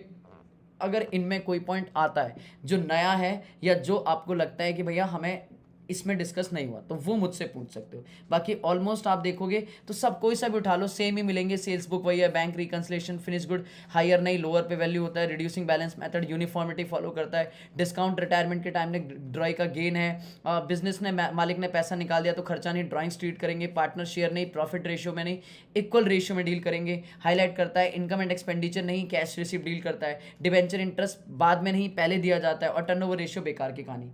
क्लियर? जो आपके कोर्स का पार्ट नहीं है। तो क्वेश्चंस वही है, मैंने यहाँ पे डाले हुए हैं। मैंने जो भी क्वेश्चंस थे उनको उनमें जो मेन अच्छे पॉइंट थे वो उठा दिए। ठीक है, मैं आपके साथ ना एक दो ये वाले क्वेश्चन डील करता हूँ। ये कुछ नए क्वेश्चंस हैं, इनमें जो नए होंगे वो डील कर लेते हैं। ठीक है, एक बार ये वाला देखो, मई 2020 का। इसमें एक दिख रहा है मुझे गौरी का, देखना एक बार। कह रहा है गौरी ने परचेज करा है गुड्स 75,800 का 5% ट्रेड डिस्काउंट में, और वो half of the payment cash में पे कर देगी। आपको कह रहा है परचेज बुक में आएगा 36,000, परचेज बुक में आएगा 36,005 का अमाउंट। बताना सही है गलत है। हाँ जी, मेरे पास मैं कैलकुलेटर लेके आ रहा हूँ, आप भी निकालो और मुझे बताओ सही है गलत कह रहा है। हाँ जी, 75,800 का 5% ट्रेड डिस्काउंट देना है, उसके बाद आधी पेमेंट उसने कर दी है, आधी बाकी है। तो ये बताओ परचेज बुक में कितना अमाउंट जाएगा। ध्यान से मैं निकाल देता हूँ, ये लो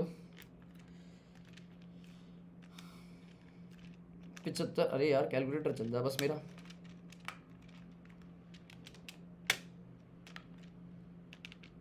75,800 इंटू, हाँ जी बताओ जल्दी से। मैंने निकाल लिया, सही है गलत है। वो कह रहा है कैब परचेज बुक में 36,005 रुपए की पेमेंट जाएगी। बोलो बोलो बोलो बोलो, बिल्कुल सही है सर, क्योंकि देखो ना 36,005, यहाँ पे देखो 75,000 का 5% ट्रेड डिस्काउंट माइनस करोगे तो वो आएगा आपका अप्रॉक्स कितना आ रहा था, वो आ रहा था 37,000 समथिंग, 3700 समथिंग आ रहा था, और उसका हाफ करोगे तो हाफ जाएगी कैश बुक में और हाफ जाएगा परचेज बुक में। ठीक है, हाफ जाएगा परचेज बुक में। ठीक है, और डिस्काउंट कहाँ जाएगा, ट्रेड डिस्काउंट सर बुक्स में शो होता नहीं है, उसकी बात करेंगे नहीं। ठीक है, कह रहा all the personal real account जो भी होते हैं वो पीएनएल में होते हैं। नालायक है, नॉमिनल अकाउंट पीएनएल में जाते हैं, पर्सनल रियल नहीं जाते हैं। कह रहा आप मशीन को रिप्लेस कर रहे हो, उसके पार्ट को रिप्लेस कर रहे हो, वन आउट जो पार्ट बेकार हो चुका था उसको रिप्लेस कर रहे हो, वो कैपिटल एक्सपेंडिचर है। हाँ जी बिल्कुल, अगर रिप्लेसमेंट हो रही है, खराब पार्ट को रिप्लेस कर रहे हो। अच्छा एक बात बताओ, खराब पार्ट को रिप्लेस कर रहे हो जो बेकार हो चुका था, क्या वो कैपिटल है या रेवेन्यू है? हाँ जी बताना, कैपिटल है या रेवेन्यू है? मैंने तो बोल दिया हाँ जी, बट आप बताओ कैपिटल है या रेवेन्यू है? सर हमें क्या पता, हमें पता होता तो हम यहाँ होते। हाँ बताओ बताओ बताओ, थोड़े कुछ एक दो पॉइंट नए आ गए। सर तुम्हारा तो वेट करते रहो बैठ के आराम से। बताओ भाई, बोलो मेरे लाल, मेरे हाले, मेरे पीलो, कैपिटल है या रेवेन्यू है? साक्षी कह रही है सर रेवेन्यू है, बाकी कह रहे हैं सर हमें अभी आंसर चेक कर लेने दो फिर बताते हैं। The correct answer is very good, Ruchika, best, Dhoni, Ranjana, Sneha, Chandan, Himanshu, Neha. Sir it's a revenue expenditure, इससे कोई एफिशिएंसी या इससे कोई एसेट की स्टैंडर्ड कैपेसिटी नहीं बढ़ने वाली। आप पार्ट रिप्लेस करते हो, नॉर्मल है, जो खराब हो चुका है नया पार्ट लगा दिया तो उससे मशीन थोड़ी ना मेरी डबल चलने लगेगी, नॉर्मल चलेगी। तो this is not a capital expenditure, this is a revenue expenditure, कोई दिक्कत नहीं है। अच्छा क्लोजिंग स्टॉक अगर आपका ज़्यादा है, बताना क्लोजिंग स्टॉक आपने बढ़ा रखा है तो उससे आपकी इनकम कम आ रही होगी। सही कह रहा है क्या, गलत कह रहा है या सही कह रहा है? पहले आप बताओ फिर मैं आपको रीज़न बताता हूँ। अगर आपने क्लोजिंग स्टॉक ज़्यादा कर रखा है तो इनकम कम आ रही होगी, ऐसा है क्या?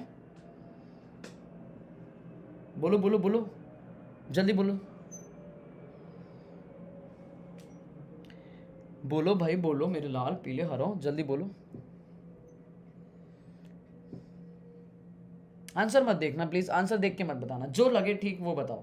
ठीक है, ये आंसर वैसे मैं दिखा भी नहीं रहा, लेकिन आप खुद से भी चेक नहीं करोगे। आप मुझे बताओ कि आपको क्या लगता है, ट्रू है या फॉल्स है?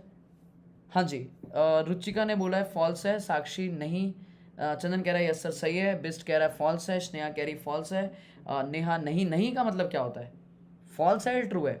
फॉल्स है। निखिल फॉल्स है, नो नो मत बोलो ये, यस फॉल्स ट्रू फॉल्स बोलो। अमिता अस्मिता फॉल्स है।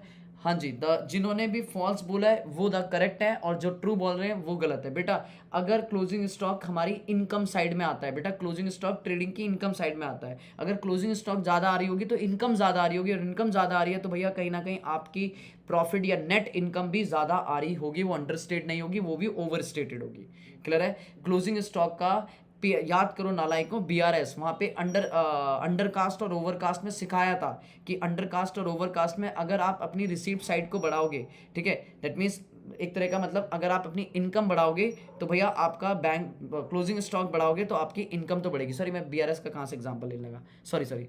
ठीक है, मुझे याद रहा बीआरएस में नहीं, ये टॉपिक कहीं तो पढ़ा था हमने। अच्छा तुम्हारा नहीं है, सॉरी उनका है, इंटरमीडिएट वालों का है, वैल्यूएशन ऑफ इंटेंजिबल में वहाँ पे आता है, सॉरी वहाँ पे क्लोजिंग स्टॉक की एडजस्टमेंट आती है, वो याद थी मुझे। तो अभी आपके लिए ये है कि क्लोजिंग स्टॉक इनकम साइड में होती है, इनकम बढ़ेगी तो भैया इनकम भी बड़ी होगी, कोई दिक्कत वाली बात नहीं है। तो ये फॉल्स है, अंडरस्टेट नहीं होगी, ओवर स्टेट होगी। नहीं नहीं नहीं बच्चे, नहीं बेटा क्लोजिंग स्टॉक का आपके सेल से कोई लेना देना नहीं होता है। क्लोजिंग स्टॉक वैल्यूड होती है, सेल का बैलेंसिंग फिगर नहीं बचता है चंदन, ठीक है। क्लोजिंग स्टॉक जो होती है वो वैल्यूड होती है। वैल्यूड का मतलब है मेरे पास पहले मैं काउंट करूंगा कि मेरे पास कितनी चेयर पड़ी हुई है, ठीक है। उन चेयर की मैं कॉस्ट देखूंगा और मैं सीधा बोलूंगा कि मेरे पास इतने का क्लोजिंग स्टॉक है। तो हो सकता है मुझे चेयर काउंटिंग करते टाइम मैंने ज़्यादा काउंट कर दिया, ठीक है, तो वो ज़्यादा वैल्यूड हो गया होगा, तो उससे सेल का लेना देना नहीं। सेल तो एक्चुअल बेसिस पे हो गई। अब आप क्लोजिंग स्टॉक की काउंटिंग कर रहे हो तो ज़्यादा भी काउंटिंग कर सकते हो, कम भी काउंटिंग कर सकते हो। अगर ज़्यादा कर दोगे काउंटिंग तो ऑफकोर्स आपके जीपी ज़्यादा आ जाएगा, क्लियर है, तो वो गड़बड़ हो सकती है, ठीक है।